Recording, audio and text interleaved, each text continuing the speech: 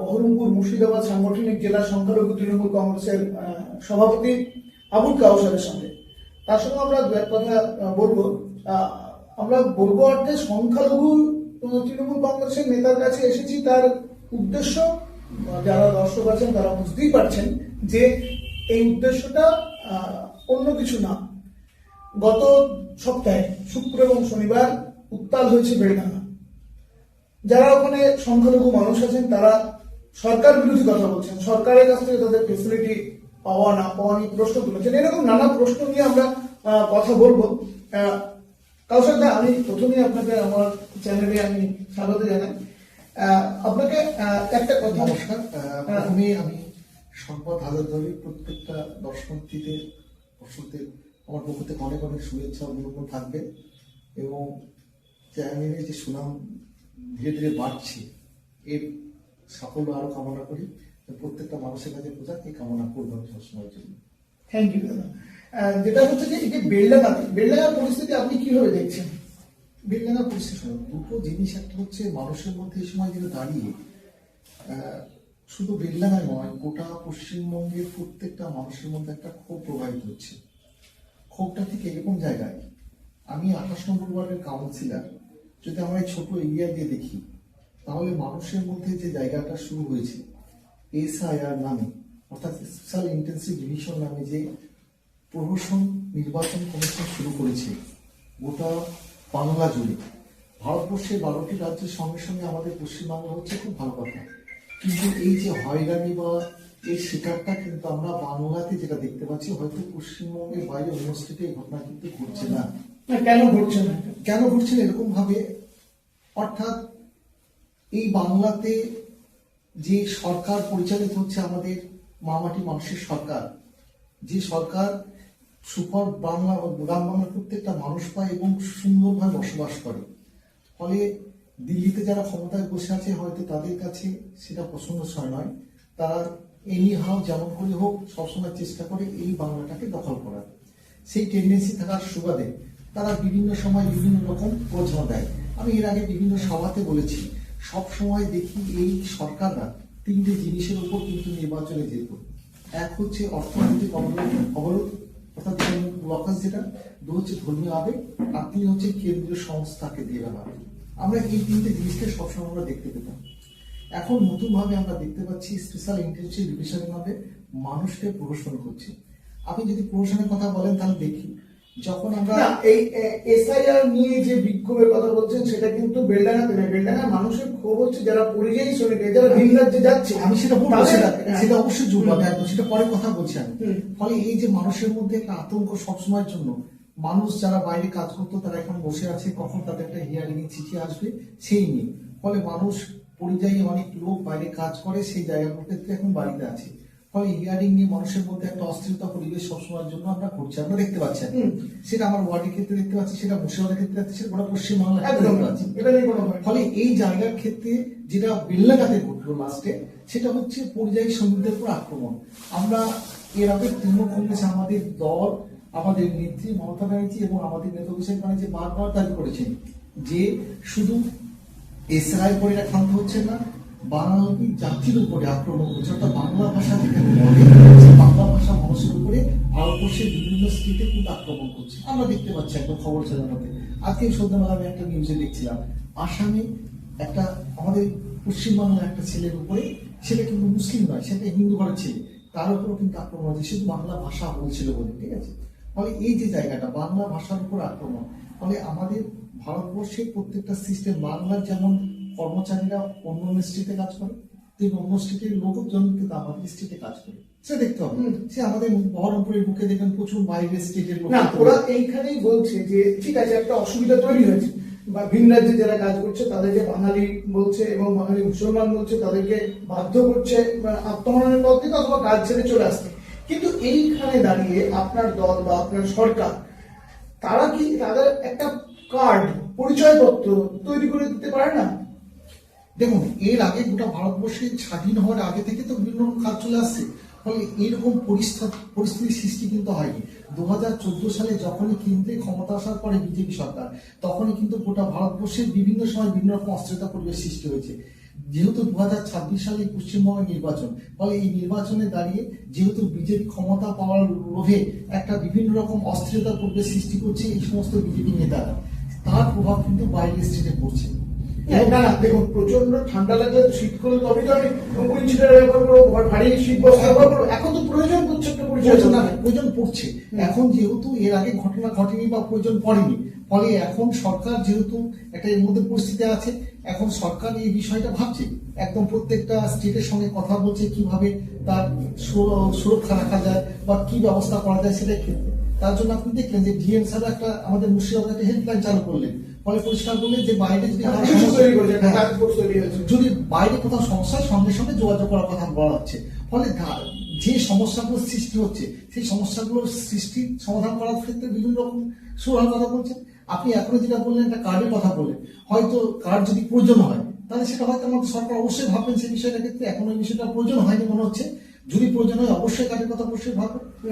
এখনো প্রয়োজনের ক্ষেত্রে আমরা শুনি না, আমরা এই গোটা ভারতবর্ষে একটা সিস্টেম বসবাস করি, ফলে একটা যৌথ জায়গার ক্ষেত্রে আমি আমার পরিচয়, আমি বাংলার ছেলে, আমি বাইরে আছি, আমার কাছে তো আমার ভোটার কার্ড আছে, আমার এপিক কার্ড আছে, আমার আধার কার্ড আছে, তাহলে আধার কার্ড তৈরি করলেন কেন?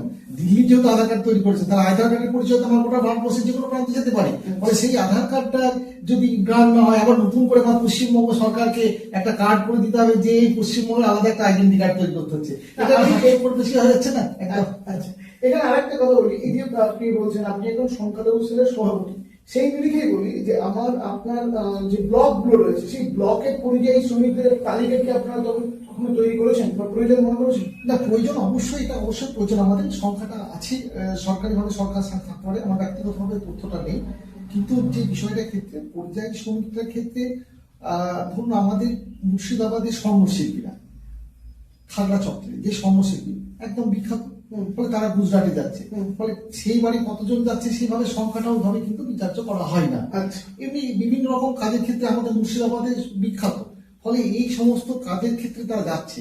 এবার তারা সেখানে কাজ করতে গিয়ে ধরুন সেই স্টেটের কিছু উচ্ছৃঙ্খল মানুষ তারা যদি আক্রমণ করে, সবাই কিন্তু চায় না, কিছু মানুষ এটা কিন্তু উপভোগ করছে। মানে আপনি বলছেন কিছু উচ্ছৃঙ্খল মানুষ এই বিড়ম্বনা তৈরি করছে, এই বিড়ম্বনা তাহলে এখানে বিজেপি, সেখানে বিজেপি হতে পারে, কংগ্রেস হতে পারে, সিপিএম হতে পারে, সেগুলো মানে দুষ্কৃতীরাই কাজটা করছে, কোনো সরকারের কোনো ব্যাপার নেই। সরকারের বিষয়টা আমরা এখন দেখতে পাচ্ছি না, যেটা দেখতে পাচ্ছি যেহেতু একটা দল এই স্লোগান দিয়ে বা একটা দিয়ে সেটা শুরু করছে সেই জায়গাটার ক্ষেত্রে, বা বাংলা ভাষার উপরে আক্রমণ একটা, অর্থাৎ বাঙালি জাতিকে হয়তো ভারতবর্ষের অনেকগুলো স্টেট যারা, কিন্তু এখানে আপনাকে বলি এই বেলডাঙ্গায় যে গত দুদিন ধরে যে উত্তাল হয়েছে তাতে শুধুমাত্র পরিযায়ীদের কথা নয়, বারবার করে একটা কথা কিন্তু ঘুরে ফিরে আসছে যে মুসলমান সম্প্রদায় তারা সাপ্রেস, তাদেরকে এই সরকারও তেমন ভাবে দেখেনি, তারা কিন্তু ভোট বাক্সেই কাজে লেগেছে। আপনার সদ্য আপনার দলের সাসপেন্ডেড নতুন দলের চেয়ারম্যান জেইউপির হুমায়ুন কবির থেকে শুরু করে বিরোধী দলের সবাই এই কথাগুলো বলছে।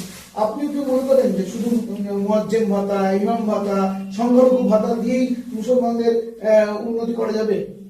না না, শুনুন, কোনো কিছু নয়। ব্যাপার হচ্ছে বিগত 34 বছর যে সরকার ছিল সেই সরকারের ক্ষেত্রে আমাদের এই মাইনরিটি সম্প্রদায়কে দারুণভাবে পিছিয়ে দিয়েছিলেন, দারুণভাবে। সেটা মানে এখানে 34 বছরের গেরো 15 বছরে কাটেনি না, কাটবে না কেন? আমি যেটা বলি, আমি লাস্ট আপনাকে কয়েকটা তথ্য দিই, তাহলে বুঝতে পারবেন। ফলে 34 বছরের ক্ষেত্রে আমরা একটা কথাই বলি কেন, কারণ আমি মুর্শিদাবাদ জেলা দিয়ে বলব, মুর্শিদাবাদ জেলায় আমি একজন শিক্ষক হিসাবে যেটা দেখি, একদম সেই শিক্ষকতায় দেখি যে লাস্ট বিগত 5 বছর বা 6 বছর যদি আমরা নিটের রেজাল্ট দেখি, আমি অন্য কথা নিটের রেজাল্ট যদি দেখি, যে নিটের রেজাল্ট ক্ষেত্রে সর্বোচ্চ নিট কোয়ালিফাই কিন্তু আমাদের মুর্শিদাবাদ জেলা থেকে হয়েছে। সেটা কার সুবাদে হয়েছে? সেটা এই পশ্চিমবঙ্গ সরকারের 2011 সালে সরকার গঠনের পরে বিভিন্নভাবে আর্থিক সহায়তা দেওয়ার সুবাদে আমরা গ্রাম বাংলার ছেলেমেয়েরা পড়ার কিন্তু সুযোগ সুবিধা পেয়েছে। সে বিভিন্ন রকম স্কিম, সেটা লোন হতে পারে বা স্কলারশিপ হতে পারে বা অর্থনৈতিক সুবিধা অন্য কিছু হতে পারে। ফলে এই যে সুবিধাগুলো পাওয়ার ফলে মানুষ কিন্তু পড়ামুখী হচ্ছে, এবং অর্থনৈতিক সম্পদ থাকলে অবশ্যই কিন্তু সেই জায়গার ক্ষেত্রে বিভিন্ন কাজের ক্ষেত্রে সুবিধা হয়। ফলে সেই জায়গার ক্ষেত্রে আমরা দেখতে পাচ্ছি, সেটা অল ইন্ডিয়া পরীক্ষার ক্ষেত্রে এক্সাম দেখতে পাচ্ছি বা বিশেষ পরীক্ষাগুলো দেখতে পাচ্ছি, মুর্শিদাবাদ জেলা কিন্তু আর পিছিয়ে পড়া জেলা নয়। কারণ এর আগে শুধু আমরা একটা কথা দেখতাম যে মুর্শিদাবাদ জেলা পিছিয়ে পড়া জেলা, মুর্শিদাবাদ জেলা শ্রমিকের জেলা, মুর্শিদাবাদ জেলা এই সমস্ত জেলা। অন্তত এই বিক্ষোভ যেগুলো হচ্ছে সেই বিক্ষোভ গোটা গত দুদিনের কথা সর্বভারতীয় মিডিয়া দেখিয়েছে, তাহলে এতে কি আপনার মনে হয় সেই মুখটা পুড়ছে না? শোনেন, বিক্ষোভটা লোকাল স্তরের ক্ষেত্রে অবশ্যই, যে পরিবারের একটা ছেলে চলে যাচ্ছে, তরুণ তরতাজা ছেলেকে, এই ঘটনাগুলোর ক্ষেত্রে প্রত্যেকটা মানুষের কাছে তার আবেগ পায় এর ক্ষেত্রে। কারণ আমার বাড়ির একটা ছেলে সন্তান যখন চলে যাবে সত্যি খুব জ্বালা বা কষ্ট দেয়। ফলে একটা তরতাজা ছেলেকে যখন কোনো একটা গোষ্ঠী বা কেউ একটা হত্যা করে দিচ্ছে, ফলে তার ফলে একটা তার বহিঃপ্রকাশ ঘটেছে। দুটো জিনিস আমি ফার্স্টে বলছিলাম, একটা এসআই মানুষের মধ্যে একটা আতঙ্কের পরিবেশ সৃষ্টি হয়েছে, সঙ্গে একইভাবে যে সমস্ত ভাইরা বাইরে কাজ করতে যাচ্ছে, ফলে সেই ভাইদের উপর যারা অত্যাচার করছে, সে উড়িষ্যা হতে পারে, সেটা বিহার হতে পারে, ঝাড়খণ্ড হতে পারে, যেগুলো দেখলাম আমরা ঘটনাগুলো প্রত্যেকটা যাওয়ার ফলে তাদের মধ্যে একটা অবশ্যই একটা ক্ষোভের দাওয়া বেড়েছে। তাই বলে তারা সরকারের এত ফেসিলিটি কথা বলছেন সেগুলো তারা অস্বীকার করবে না, তারা তো অস্বীকার করছেন, সবসময় আমি বলবো না, ঠিক আছে, তারা অস্বীকার করছেন না। এবার সেই ক্ষেত্রে ক্ষণিকের যে ক্ষোভ, সেই ক্ষোভটার ক্ষেত্রে তারা বহিঃপ্রকাশ ঘটিয়েছে। আপনি ওইখানে গিয়েছিলেন, আপনি সংখ্যালঘু ছিলেন, নেতা হিসেবে গিয়েছিলেন? একদম, আমরা গেছিলাম আমাদের দলীয় ভাবে যে সিস্টেমটা ক্ষেত্রে সেভাবে গেছিলাম, না ব্যক্তিগত দলীয় ভাবে যে সিস্টেমে সেভাবে গেছিলাম। কিন্তু আপনি কি দেখেছেন যে দলীয় আপনার দুজন নেতা গেছেন, একজন সাংসদ ইউসুফ পাঠান এবং বিধায়ক হাসানুজ্জামান শেখ, যারা ওখানে যেতেই পারেননি, বিক্ষোভের মধ্যে দাঁড় করতে পারেননি, বিক্ষোভকে তাদের পক্ষে টানতে পারেননি, কিন্তু তারা যখন গেলেন তখন রাস্তায় পাহাড় দিচ্ছিলেন পুলিশ সুপার। না শোন, ব্যাপার হচ্ছে যখন একটা ক্ষোভ বা বিক্ষোভ বা হয়, ফলে ওটা কোনো পার্টিকুলার দল বা গোষ্ঠী নয়, তখন সবাই একটা সাধারণ মানুষ কিন্তু রাস্তায় নেমেছিল। যে বিক্ষোভটা হয়েছিল একটা পরিষ্কার সাধারণ মানুষ, ওখানে কোনো দলীয় পতাকা ছিল না, কেউ ছিল না। ফলে শুধু মিমের একজনকে দেখা গেছে। না, মিমের বলতে পার্টিকুলার তার গায়ে মিমের কোনো পতাকা বা কিছু নয়। ফলে কে নামছে ধরুন, মানে তৃণমূল যারা করে তারাও ছিল, যারা পুলিশ বলছে মিমের ছিল না, মিমে নয়, পার্টিকুলার একজন ক্ষেত্রে দেখাচ্ছে সেটা মিমের ক্ষেত্রে আমরা যেটা দেখলাম। তাছাড়া অন্য আমাদের সমর্থকরা ছিল, অনেকে বলেছে আমরা তৃণমূল করি, ঠিক আছে, ফলে তৃণমূল যারা করে তারাও ছিল। ফলে বিক্ষোভটা অন্য জায়গায়, দলের সঙ্গে এখানে বিক্ষোভটা আমি মিলাতে পারছি না। কারণ ওই বিক্ষোভটাকে ভয় পেল কি তৃণমূল, তাই জন্য কি এরকম? না, ভয় পাওয়ার কি আছে, মানুষের মধ্যে বিক্ষোভ তো হতেই পারে, ঠিক আছে, মানুষের মধ্যে বিক্ষোভ সে সব জায়গায় ঘটতে পারে। ফলে এই বিক্ষোভটা তৃণমূল ভয় পায়নি। সঙ্গে সঙ্গে ওখানকার বিধায়ক, সম্মানীয় বিধায়ক গেছিলেন সেই বাড়িতে এবং সবকিছু ঠিকঠাক ছিল। কিছু ছেলে উস্কিয়ে এই সমস্যাটা সৃষ্টি করেছিল। তার বাবা নিজের সাক্ষাৎকার দিয়েছিল যে তারা সরকারের কাছে দাবি রেখেছিল, ঠিক আছে, সরকার দাবি রাখার সঙ্গে সঙ্গে তার আগে কিন্তু সরকার পূরণ করে দিয়েছিল। তার পরিবারকে একটা চাকরি, তার স্ত্রীকে একটা চাকরি দিয়েছিল, ফলে তার আর্থিক সহায়তা করেছে। ফলে এইগুলো ক্ষতিপূরণ দিয়ে কারো একটা জীবন এরা ক্ষতিপূরণ হয় না, একসঙ্গে মেলানো যায় না। কিন্তু সরকার সবসময় সেই সমস্ত যে পরিবারগুলোর উপর আক্রান্ত হচ্ছে বা নির্যাতিত হচ্ছে, সেই পরিবার পাশে সবসময় সরকার থাকার চেষ্টা করে। তার থেকেও এরকম তো হতে পারতো, বিষয়টা এইভাবেও দেখা যেতে পারতো যে যেখানে যে রাজ্যে এই ঘটনাগুলো ঘটছে সেই রাজ্যের সঙ্গে কথা বলে সরকার একটা স্ট্যান্ড নিতে পারতো। সেটা না করে এরকম যদি বারবার আঘাত হানে যাবে, বারবার এইভাবে চাপ দিতে হবে, এই জিনিসটা এইভাবে কি হবে? ভোটের রাজনীতি তো আমি শুক্রবারে অর্থাৎ যে 16 তারিখে ঘটনা ঘটেছিল, তারপরে 17 তারিখে আমাদের জেলাতে কিন্তু আমাদের নেতা, প্রিয় নেতা অভিষেক ব্যানার্জি এসেছিলেন। তিনি কিন্তু এই সভাস্থলে একটা কথা কিন্তু বলেছিলেন, যেদিনই ঘটনা ঘটেছিল সঙ্গে সঙ্গে তিনি সেই স্টেটের মুখ্যমন্ত্রীকে কিন্তু ফোন করেছিলেন। তিনি একদম না, সরাসরি সেখান থেকে বলেছিলেন একদম, এবং বলেছেন, এবং আমাদের স্টেটের পুলিশও ওখানে গেছে। ফলে যারা দোষী তাদেরকে অবশ্যই শাস্তি দেওয়ার জন্য বলা হয়েছে। সেটা তো বিজেপিকেও বলা যেতে পারে। অবশ্যই বিজেপি বলা যাবে না, অবশ্যই উড়িষ্যা ক্ষেত্রে যখন আমাদের পুলিশ যাচ্ছে, উড়িষ্যা ক্ষেত্রে ঘটনা ঘটলে, এইবার ধরুন এই ঘটনাগুলো ঘটাচ্ছে সেই স্টেটের পুলিশকেও কিন্তু, এটা আমাদের স্টেটের পুলিশ যখন যতটা অ্যাক্টিভ দেখা যায়, কিন্তু অন্য স্টেটের পুলিশে মনে হচ্ছে সেই অ্যাক্টিভটা ভূমিকা দেখা যায় না।